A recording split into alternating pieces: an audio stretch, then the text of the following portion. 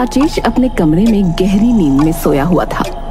अचानक ही उसके कमरे में कोई आता है जिसकी दोनों आंखें ही नहीं होती। गले में उसके एक निशान था।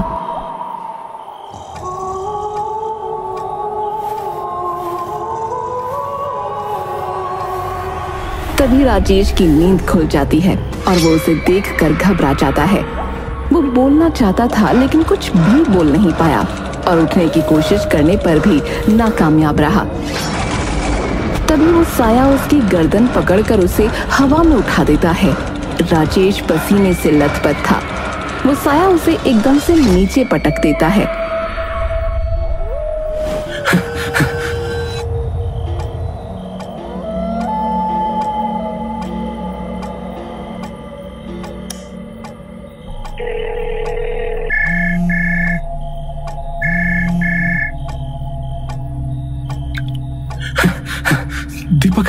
दीपक वो फिर से आ गई।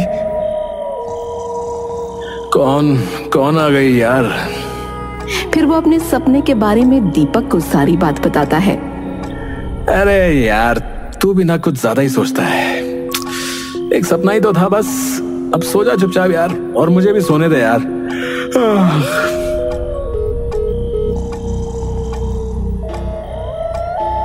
राजेश घबराया हुआ लाइट चालू करके फिर से अपने बिस्तर पर सो जाता है।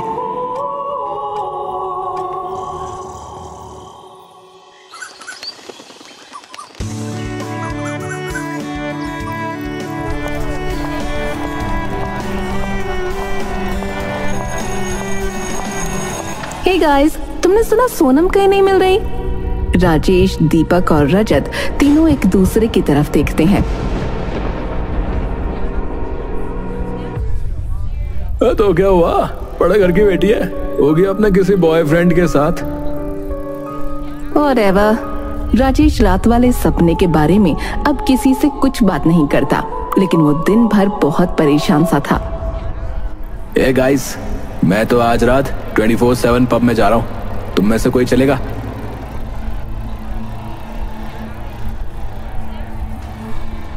नहीं, मुझे आज थोड़ा काम है, फिर कभी देखते हैं। अच्छा, और राजेश तू?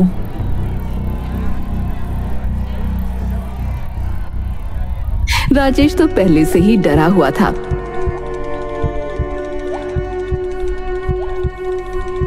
इसलिए वो भी मना कर देता है। नहीं, मैं नहीं चल रहा, और वैसे भी मेरी तबीयत भी ठीक नहीं लग रही है यार। वाह डूड, तू अभी भी कल वाले सपने से परेशान है? क्या होगा तेरा?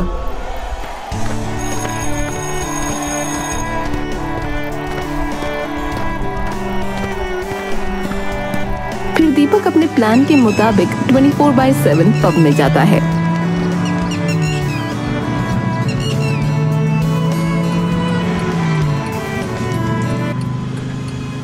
वहां पर उसे एक बहुत ही खूबसूरत लड़की दिखती है। Can we dance? या श्योर। फिर दोनों डांस करने लगते हैं। दीपक मन ही मन खुश हो रहा था। दीपक नशे में बहुत धुत हो चुका था।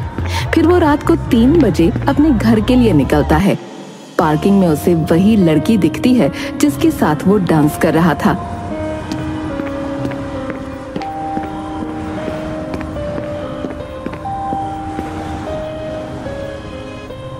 लगता है आप टैक्सी का वेट कर रही हैं, पर इतनी रात को यहाँ आपको कोई टैक्सी नहीं मिलेगी। आप चाहें तो मैं आपको ड्रॉप कर सकता हूँ। श्योर। फिर दीपक और वो लड़की घर जाने के लिए गाड़ी में बैठ जाते हैं। लड़की कुछ नहीं बोलती और एक टक लगाकर बाहर देखती रहती है। दीपक बार बार उससे बात करने की कोशिश करता है। वैसे आपका घर कहाँ है? शिवाजी नगर। फिर गाड़ी एक सुनसान रोड पर आ जाती है। आपका नाम क्या है और आपके घर में कौन कौन है? बोला ना, चुप चल। उसका चेहरा देखकर दीपक बहुत ही ज्यादा घबरा जाता है, क्योंकि उसका चेहरा बिल्कुल वैसा ही था जैसा राजेश ने अपने सपने में देखा था। तुम?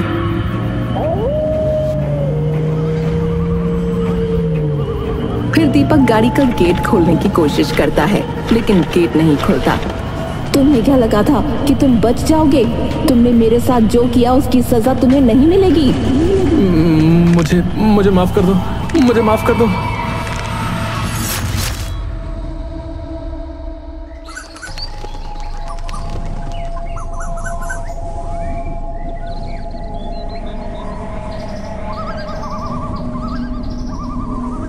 अगले दिन पुलिस, राजेश और रजत उसी जगह होते हैं जहां पर दीपक की मौत हुई थी। राजेश दीपक की लाश को देखकर बहुत डर जाता है, क्योंकि दीपक की लाश बिल्कुल वैसी ही हो गई थी जैसा उसने सपने में देखा था। दीपक की दोनों आंखें निकाल दी गई थीं और उसके गले पर भी वैसा ही निशान था जैसा उसने सपने में उस साय का देखा था।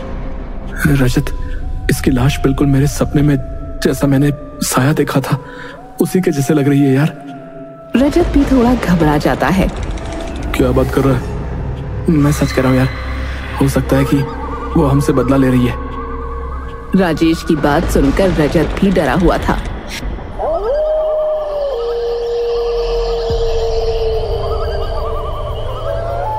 वो रात को अपने कमरे में सो रहा था, तभी उसे किसी की गेट खटखटाने की आवाज आती है।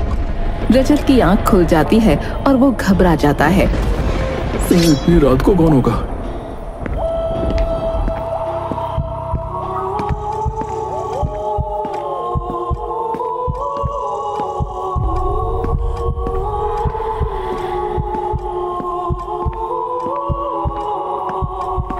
रजत दरवाजा खोलता है पर सामने कोई नहीं था।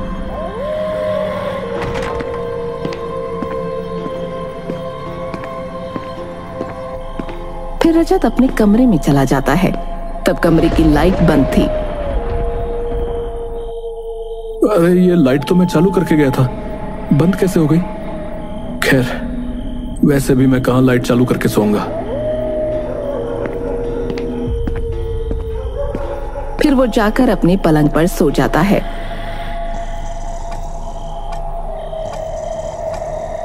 जैसे ही वो करवट बदलता है और अपना हाथ आगे करता है, उसे किसी के होने का एहसास होता है। वो जैसे ही अपनी आंखें खोलता है, उसे भी वही चेहरा दिखाई देता है और बाहर आकर अपने फोन से राजेश को सारी बातें बताता है। तू फिक्र मत कर, मैं अभी वहां पहुंचता हूं।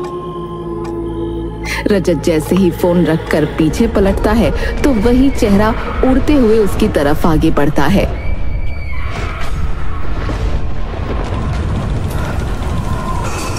पूरे घर की लाइट बंद चालू होती हैं।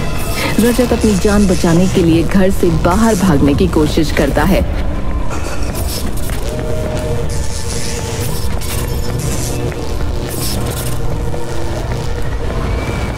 फिर वो साया जाकर रजत को हवा में उठाकर नीचे पटक देता है। मुझे मत मारो, मुझे छोड़ दो प्लीज।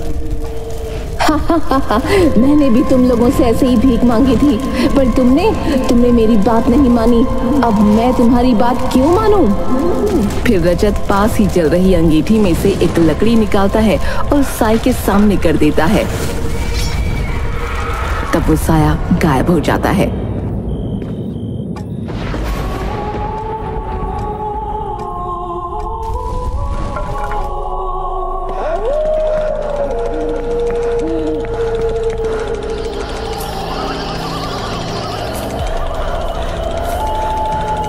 थोड़ी दूर भागने पर वो साया फिर उसके सामने आकर खड़ा हो जाता है। रजत को भी मार दिया जाता है। इतने में ही राजेश भी वहां पहुंच जाता है और रजत को मरते हुए देखता है।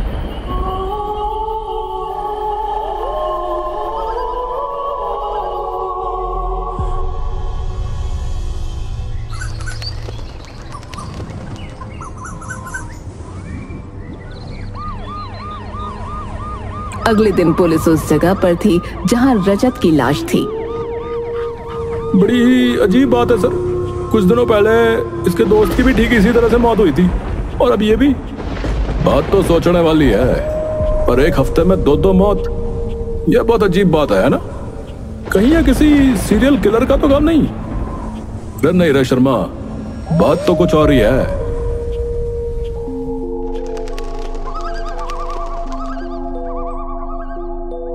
इस वक्त राजेश अपने घर में बैठा था। ये मैंने क्या कर दिया? अब वो मुझे भी नहीं छोड़ेगी। तभी कोई उसके घर का दरवाजा खटखटाता है। राजेश बहुत जोर से डर जाता है। फिर वो धीरे धीरे जाकर दरवाजा खोलता है।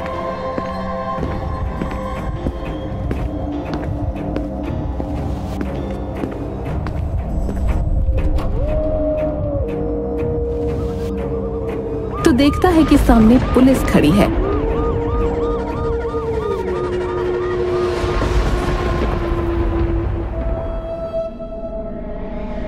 हाँ भाई, आप बहुत घबराए हुए लग रहे हो, कोई बात है क्या?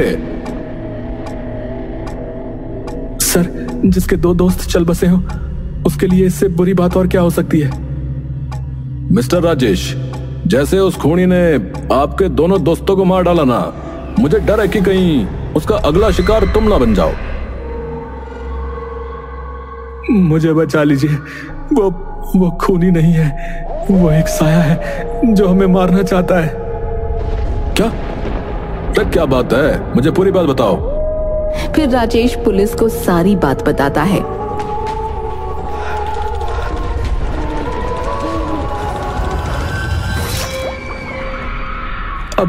अब वो मुझे भी नहीं छोड़ेगा। अरे आप फिक्र मत कीजिए, हम आपको पूरी पुलिस प्रोटेक्शन देंगे। और हाँ, जितना हो सके उतना आप भी भीड़ भाड़ वाली जगह पर रहने की कोशिश करिए।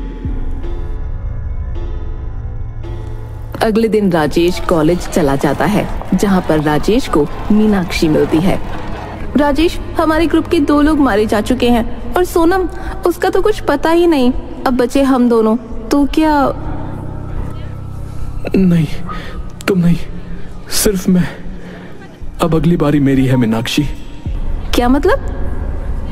हाँ मीनाक्षी, और ये जो दीपक और रजत का खून हुआ है ना, इसके पीछे कोई और नहीं, सोनम की आत्मा ही थी। क्या? सोनम पर वो तो काफी समय से लापता है।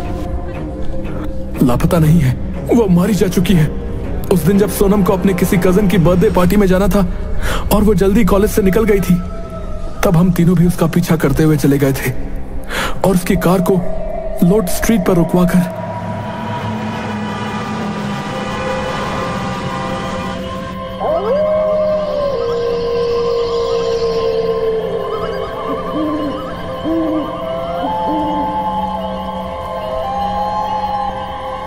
क्या हुआ दीपक, तुम तीनों यहाँ? कोई प्रॉब्लम है क्या? फिर दीपक और राजेश दोनों जाकर सोनम के हाथ पकड़ लेते हैं और उसकी कार की चाबी ले लेते हैं। ये क्या कर रहे हो तुम? छोड़ो मुझे जाने दो। अरे जाने कैसे दें? अभी तो हमें और भी पैसा वसूल करना है तुमसे। तुम्हें क्या लगता है हमने तुमसे ऐसी दोस्ती कर ली? तुम जैसी बेवकूफ लड़की हमने कभी नहीं देखी। हम तब से तुम्हारे पैसों पर रोज पार्टियां करते थे, पर तुम अपने पैसे पानी की तरह हम पर उड़ा रही थी, हैं? अब जितने भी पैसे हैं तेरे पास दे दे मुझे। मैं तुम्हारी पुलिस में कंप्लेंट कर दूंगी। अरे पुलिस में कंप्लेंट तब करेगी ना जब तू बचेगी। उसके पर्स में से सारे पैसे निकाल लेता है। मुझे छोड़ दो, मुझे जाने दो। तुम्हें जो चाहिए था तुमने वो ले लिया, मुझे जाने दो।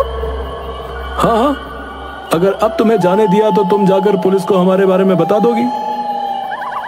जाने दे तुम्हें, यह तो अभी शुरुआत है। तुम्हारी आंखें बहुत सुंदर है, इसके हमें काफी पैसे मिल जाएंगे। नहीं प्लीज मुझे जाने दो, प्लीज मुझे जाने दो। फिर राजेश अपने दोनों दोस्तों के साथ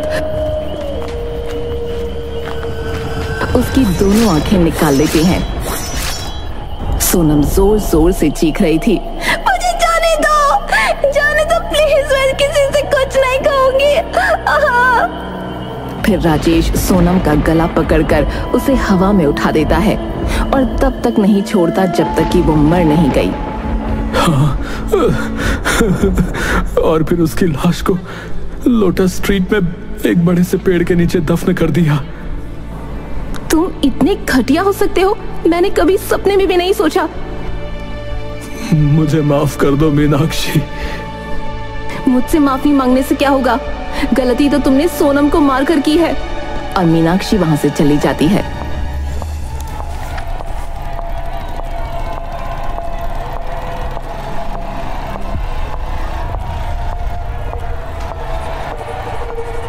फिर राजेश भीड़ में रहने की कोशिश करता है। वो रात को घर भी नहीं जाता और एक पब में चला जाता है। थोड़ी देर बाद वो वॉशरूम जाता है। तब शीशे में उसे सोनम की आत्मा दिखती है। वो पीछे पलट कर देखता है तो वहां कोई नहीं था। जैसे ही वो वॉशरूम से बाहर निकलने की कोशिश करता है, वो लॉक्ड हो जाता है।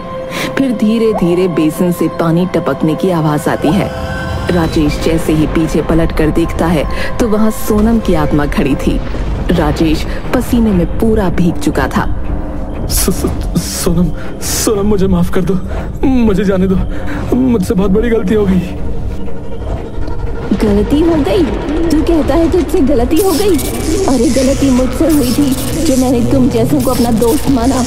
तुमने मुझे मारने से पहले एक बार भी नहीं सोचा और मुझे पैसों के लिए मार डाला। फिर सोनम उसकी एक आंख निकाल लेती है। राजेश दर्द से तड़पता है। ऐसे ही निकाली थी ना तुमने मेरी आंखें? मुझे माफ कर दो सोनम, मुझे माफ कर दो। फिर उसका गला पकड़कर हवा में उठा देती है और तब तक नहीं छोड़ती जब तक कि वो मर नहीं जाता। इस वक्त मीनाक्षी अपने घर में किताब पढ़ रही थी। अचानक ही बहुत जोर की हवाएं चलने लगती हैं और किताब नीचे गिर जाती है। तो उसे सोनम की आत्मा दिखाई देती है। वो उसे देखकर बहुत डर जाती है। सोनम, मुझे राजेश ने सब कुछ बताया कि कैसे उन्होंने तुम्हें मारा, पर मेरा विश्वास करो, इस सब में मेरा कोई हाथ नहीं था। मुझे पता है मीनाक्षी, बस मैं तुमसे आखिरी बार मिलने आई थी और मेरी तुमसे एक विनती है कि मेरी लाश का अंतिम संस्कार करवा दो और मेरे घर वालों को मेरी मौत की खबर दे दो। तुम्हारा बड़ा एहसान होगा मुझ पर। रात को पब में पुलिस आ जाती है। सर, ये तो वो राजेश है ना? उसने इसे भी मार डाला। बड़ा बेरहम साया है, अब न जाने किस किस की जान लेगा। तभी वहां पर मीनाक्षी भी आ जाती है और वो पुलिस को सारी बातें बता देती है।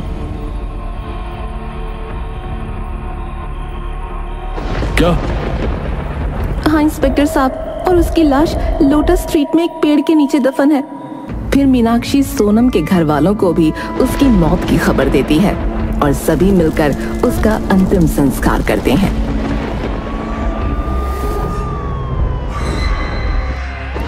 अरे शर्मा जी, ये पहला केस था जिसमें मुलजिम को सजा मरने वाला खुद देकर गया हो। खैर, जैसा करोगे वैसा तो भरना ही पड़ेगा ना भाई। केस क्लोज करवा दो।